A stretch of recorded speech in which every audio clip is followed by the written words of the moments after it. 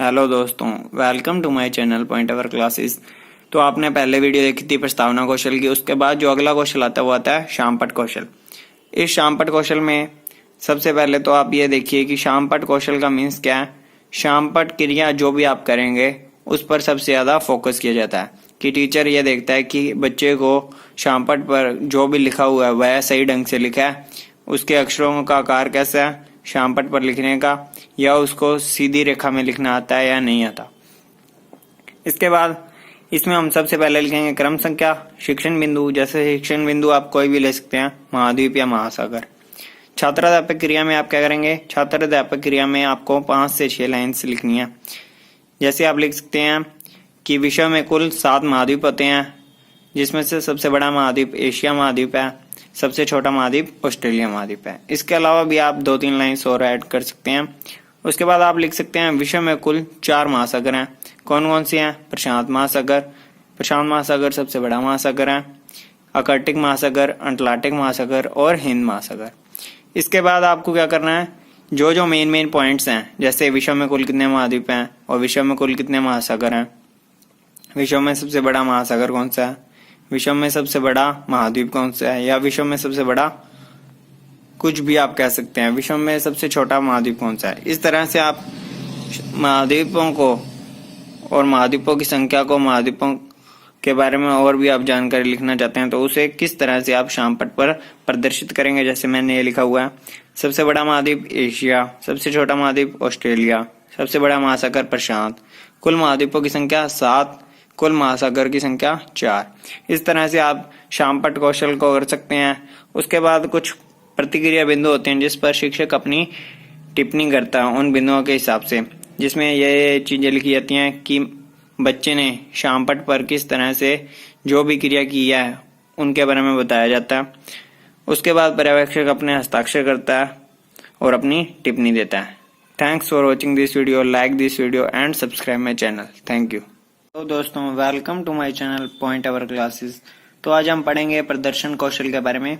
प्रदर्शन कौशल में सबसे पहले आपको क्या करना होता है, क्रम संख्या, शिक्षण बिंदु कोई भी ले सकते हैं आप, छात्राध्यापक क्रिया, छात्र क्रिया, सहायक सामग्री।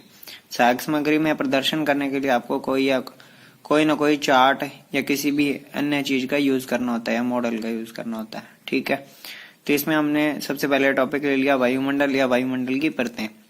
तो उसमें छात्राध्यापक क्रिया में हमें वायुमंडल की परतों से रिलेटेड कुछ पॉइंट्स लिखने हैं। जैसे मैंने लिखे हैं, वायुमंडल की परतें कितनी होती हैं, 5 होती हैं।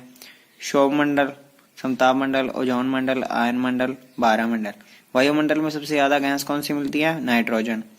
कितनी मिलती है, 78%। तो इनमें से हमें कुछ क्वेश्चंस भी बनाने हैं। ठीक है, छात्र क्रिया में आप लिखेंगे, छात्र ध्यान से सुनेंगे और लिखेंगे।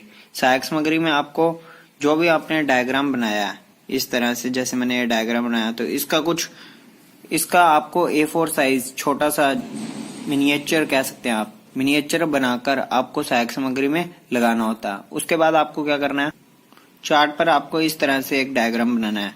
डायग्राम बनाने के बाद उसको ऊपर लिखना है कि यह वायुमंडल की परतें हैं और नीचे इनके नाम और इस तरह से डायग्राम और इसकी किलोमीटर में दूरियां। उसके बाद आपको क्या करना है, छात्राध्यापक क्रिया या छात्र क्रिया।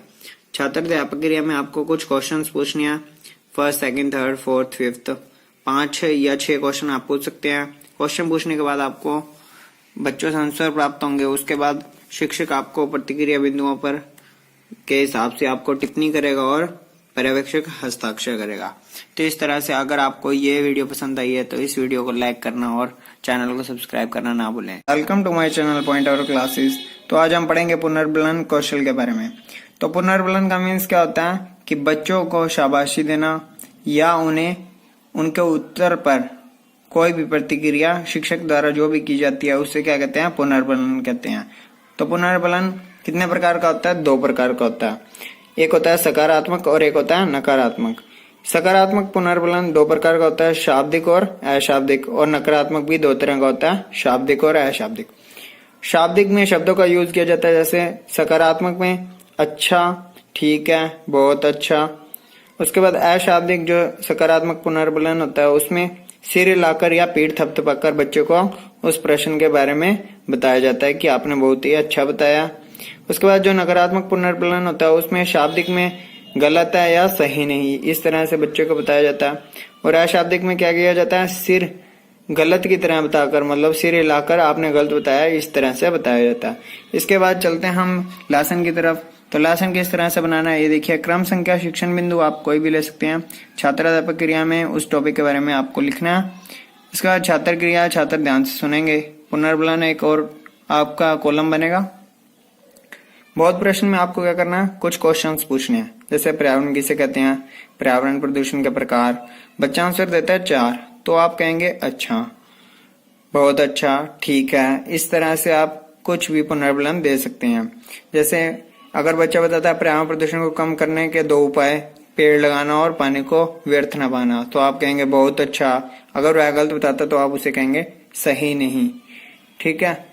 उसके बाद जो पुनर्बलन के घटक हैं, जिन बिंदुओं के आधार पर आपका कौशल को देखा जाता है, उसके हिसाब से आपको सर्वोत्तम, अच्छा या कोई भी टिप्पणी दी जाती है। उसके बाद पर्यवेक्षक हस्ताक्षर करेगा और इस तरह से आपका कौशल कंप्लीट होगा। Thanks for watching this video, like this video and subscribe my channel. Hello दोस्तों, welcome to my channel point our classes. तो आज हम पढ़ेंगे प्रश्न कौशल के बारे में। पहले मैंने 2 कौशल पढ़ा दिए हैं, शामपट कौशल और प्रदर्शन कौशल। उसके अलावा भी एक वीडियो और बनी हुई है प्रस्तावना कौशल की, वो भी आप देख सकते हैं। आज बढ़ते हैं हम प्रश्न कौशल। तो प्रश्न कौशल में जो सबसे पहले क्या काम करना होता है वो आपको बताते हैं। प्रश्न कौशल में पहले आपको एक कोई ना कोई छोटा सा टॉपिक लेना होता है, 10 लाइन होगा, ठीक है। जैसे मैंने टॉपिक ले लिया पर्यावरण प्रदूषण, ये मेरा शिक्षण बिंदु हो गया। इसके बाद छात्र अध्यापक क्रियाएं में आपको उस टॉपिक से रिलेटेड 10 लाइन लिखनी है। जैसे मैंने लिखी है पर्यावरण का अर्थ बता दिया, प्रदूषण का अर्थ बता दिया, पर्यावरण प्रदूषण के प्रकार बता दिए और प्रकारों के नाम लिख दिए, प्रकारों से होने वाले जो जो रोग हैं वो लिख दिए अलग से, और पर्यावरण प्रदूषण को रोकने के या बचाव के उपाय लिख दिए। उसके बाद उससे रिलेटेड कुछ आपको क्वेश्चंस बनाने हैं, कम से कम 5 या 6 या ज़्यादा भी बना सकते हैं, ठीक है। तो क्वेश्चन किस तरह से बनाने हैं वो देखिए।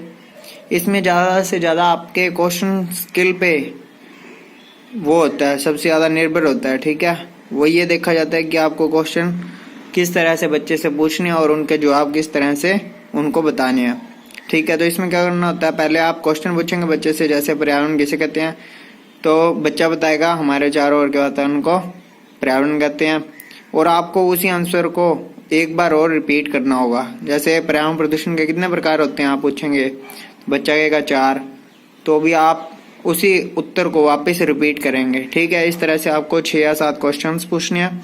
उसके बाद क्या होता है, उसके बाद आपको कुछ बिंदु होते हैं, प्रश्न कौशल के कुछ घटक कह सकते हैं, बिंदु कह सकते हैं, जिन पर पर्यवेक्षक या जो टीचर आपकी क्लास में बैठा है वो उस पर अपनी प्रतिक्रिया दिखाता है और उसके हिसाब से आपको एक गुड, अच्छा, सर्वोत्तम, सर्वश्रेष्ठ या सामान्य, इस तरह से टिप्पणियां होती है, उन पर टिक करता है। उसके बाद आपको टिप्पणियां देगा और पर्यवेक्षक अपने हस्ताक्षर करेगा।